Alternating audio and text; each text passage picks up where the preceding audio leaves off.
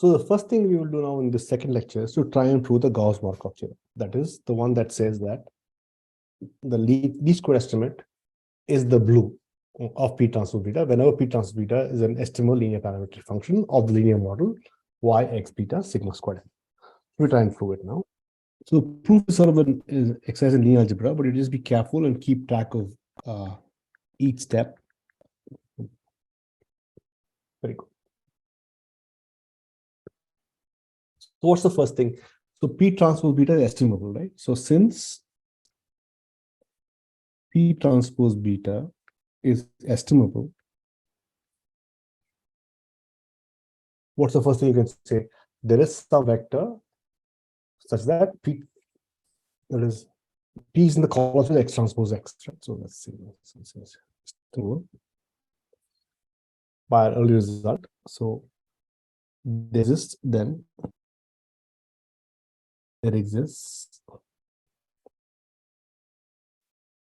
a vector B, let's say it's a vector B in Rn,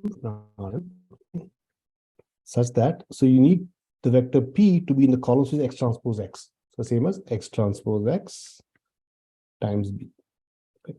This is what the system is, right? That is, so write down this because P is in the column space of x transpose x. The same as I call x transpose. Very good. Therefore, once you have this, therefore, what happens now? Now you look at, therefore, the least square estimate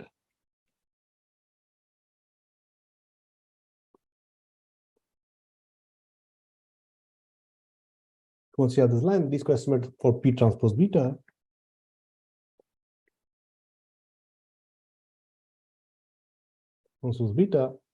is what now is. So x transpose x B is P, right? So you know that P transpose beta is all normal equations. It means P transpose beta hat, let's say, is equal to, what it will be? It will be B transpose times x transpose x beta hat, which is same as, that's what P is.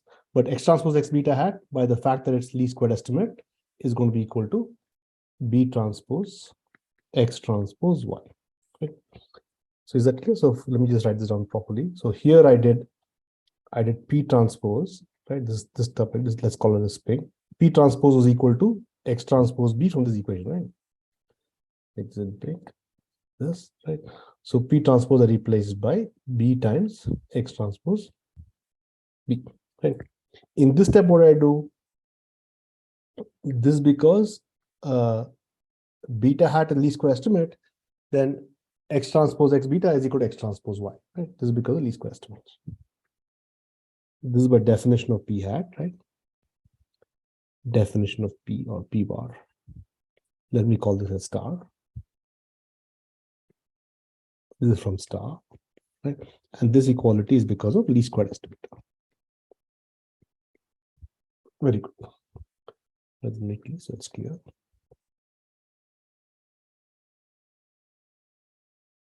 Okay. So once you have this, then this will imply what now? This will imply from the equality, this will imply you look at the expected value of P transpose beta hat. Okay.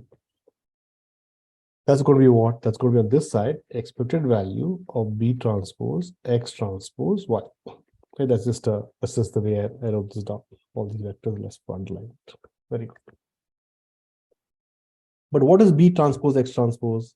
I can write this as expected value of X times B, the whole transpose, and Y. Because transpose just switches the two things. But it's linear estimate, so just by the fact that our expectation is being linear, is the same as X B transpose. And then we know the expected value of Y is just X beta. That's the definition of linear model. Okay. And now this is the same as what? The same as B transpose X beta. Right? Right. And that's the same as P transpose beta, because B transpose X transpose is just X transpose XB is P, this is the same as just P transpose beta. It's just the, I'll just go back and add this little pink one from star. So this is from star. This is from linear model definition, right? The model definition and expectation linear, right?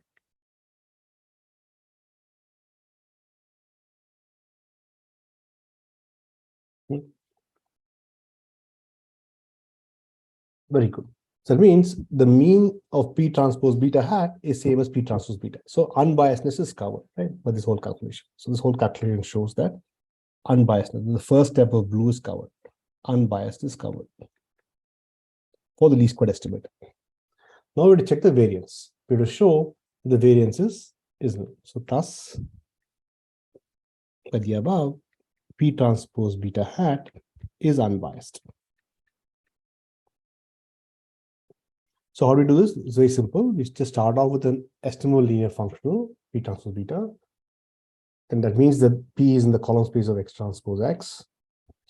That means that you can find a vector for which X transpose XB is P. And once you have this, you look at P transpose beta hat, the linear, which is the least squared estimate. And that's same as B transpose times this. But you know that this solves the normal equation, so this is equal to X transpose Y. And that's how you get the fact that P transpose beta hat is B transpose X transpose Y. Then you look at the mean. The mean is just the mean of this, which is the mean, which is written, I written X transpose, B transpose X transpose as XB transpose. And this is a linear combination of Y. And by the fact of linear model, how we define the linear model and linear expectations, the same as XB transpose times X beta. You unravel the transport, you get B transpose X transpose X, again from star. B transpose X transpose X is P transpose. So you know that the mean of P transpose beta hat is P transpose beta. Now let's try and check the variance condition. We have to check two conditions, right? So one is unbiasedness. The next thing we have to check is variance. Let's check that. So how does one check? So first is we have to take any other linear estimator, compute its variance, and show it's smaller than, is larger than the least square estimate. So let L be a vector in Rn. Any vector in Rn. Okay. So be such that L transpose Y is also an unbiased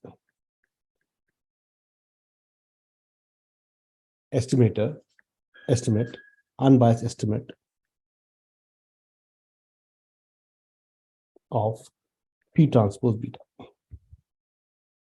Okay, so I take another unbiased estimator. So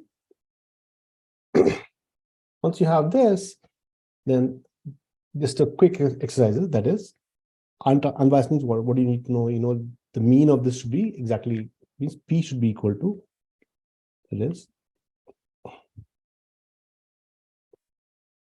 P should be equal to X transpose times L.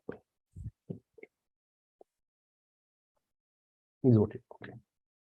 So now I want to do this lowest variance trick in a little tricky way. So what I'll do is I'll take the covariance of two things. So let me do this.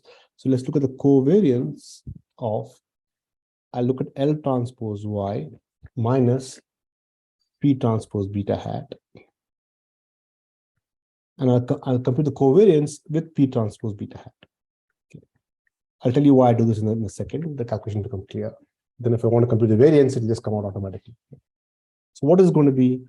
This is going to be equal to covariance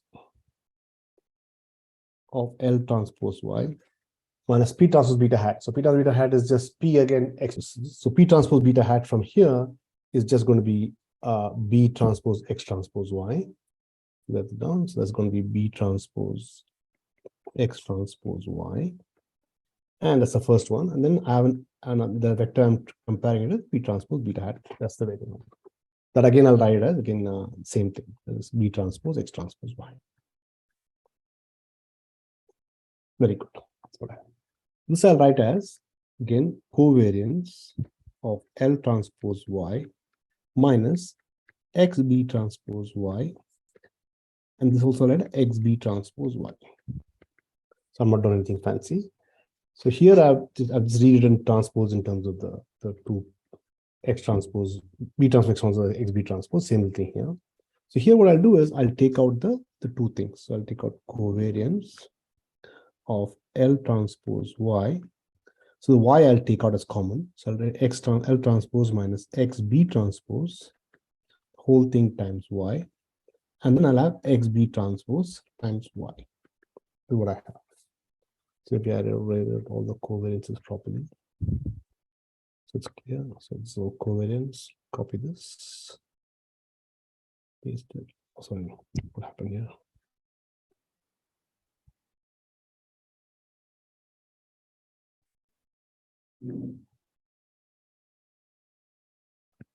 And this is going to be equal to, so covariance of Y and Y you have. So that's just like, that's just the variance of Y, which is sigma squared. So simple exercise to think about. Sigma squared times what will it be? It'll just be the two things, right? So it'll just be the transpose of one times the other guy, right? So it'll just be L minus XB transpose times XB. That's just the variance of covariance of some linear combination of Y and another linear combination of Y, because the Y's are all uncorrelated, right? That's the same as sigma squared times L transpose, right? X beta, XB minus what we have now, you'll have B transpose, X transpose, XB. And that's going to be equal to what now? That's going to be equal to sigma squared. L transpose X is not P. P is X, L transpose is P transpose X. So it's going to be P transpose B minus this again, B transpose X is again like P transpose. So P transpose B, and that's going to give you 0. So put it down here. So what have I shown? I have shown that the covariance of L transpose Y minus P transpose beta hat and P transpose beta hat is 0. Okay. So what will that immediately imply? So you do the variance formula. It will imply the variance of L transpose Y. If the covariances of the two things are 0, then the variance of L transpose Y is same as variance of P transpose beta hat plus the variance of L transpose Y minus P transpose beta hat. So do you see how I got this? I just got this by just looking at this because of the following fact, that L transpose Y can written as two random variables. That is L transpose Y minus P transpose beta transpose is one thing, beta hat transpose, sorry. And I can add the same thing. I can add plus P transpose beta hat transpose, right? Okay. But then you know that the variance of this person is variance of this guy plus the variance of this guy plus the covariance. So the covariance already shown to be 0. This is equal to this. But now you're done, right? Because now this is non-negative, this is always non-negative, always non-negative. So that means that this will imply that the variance of L transpose Y is always bigger than equal to variance of P transpose beta hat, which is what you wanted to show, right? And this is true for any L. So I started any L. So take any L, right? Like L is arbitrary. I took any L, right? And any L such that P transpose P is equal to X transpose L, right? So any L is P that's what the estimable thing is, right? And unbiased estimate was. So that means therefore we have shown P transpose beta hat is indeed the blue. Very nice. This is just let's down. This is true for every L in Rn such that P is equal to X transpose L. Very good. That's simple proof. All you have to do was just do careful bookkeeping. You have to go through slowly. Just have to, let's just start again. Let's just do it maybe a little double and show the whole. How do I do? I start off with the fact that since estimable, this is true, that there is it's in the cos x transpose x. And once that is true, then you could write down the least square estimate as P transpose beta hat as B transpose X transpose Y, where B is given by this quantity right here. That's fixed now. That's just all I did was that estimable and least square estimate. Then after that, you just compute the mean. The mean by this calculation turns out to be P transpose beta. And here, what did I use? The fact I expressed linear and the linear model definition I used. And here is the definition of P transpose. So immediately gives you that P transpose B is unbiased. Beta hat is unbiased.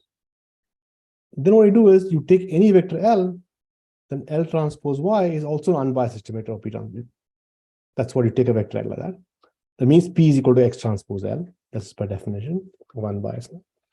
Then you look at covariance of L transpose Y minus beta hat and P transpose beta hat. Then by jugglery of first putting definition of P transpose in and using the fact that Y is a vector that's common, comes out. Then you have two linear combinations of Y. Its covariance is just what? The variance sigma squared times the appropriate linear combination you have. And that turns out to be 0. Again, by this definition of P being L transpose Y being an unbiased estimator of P transpose. Very good.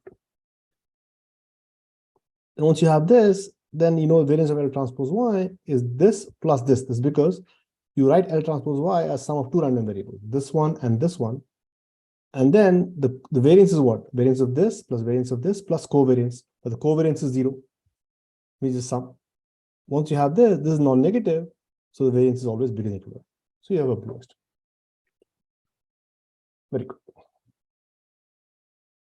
That proves the Gauss-Markov theorem. That's the fundamental theorem of